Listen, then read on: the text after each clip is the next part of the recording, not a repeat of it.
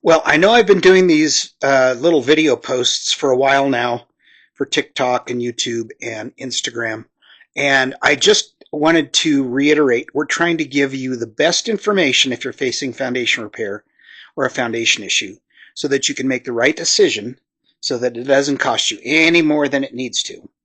Now, I will always say, and I say it again, deal with professionals, either an engineer or a foundation repair contractor. Do not choose Chuck in a truck or Joe and his two friends, because almost all foundation repair work, not all, but almost all foundation repair work needs permits and engineering. Well, what does that mean? That means that the contractor usually will file a permit with the county that you are in to show that, yes, this work is being done. And usually an engineer will write a plan with the specifications of the work that's being done, not trying to get real technical for you now, but just take them through and have the engineer write that technical plan that the county then gets submitted.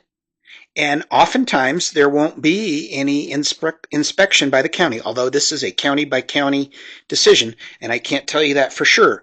But many times, because it is written by an engineer in some form of the process, then it won't be necessary for an inspection, because the engineer will write a beginning letter, they will submit the plan, and then they will write a final letter saying the work was completed properly. Okay?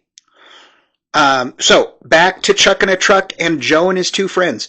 Most foundation work, or a lot of foundation work, is really dangerous. This is why you don't want Chuck in a truck, or why you don't want Joe and his best friend,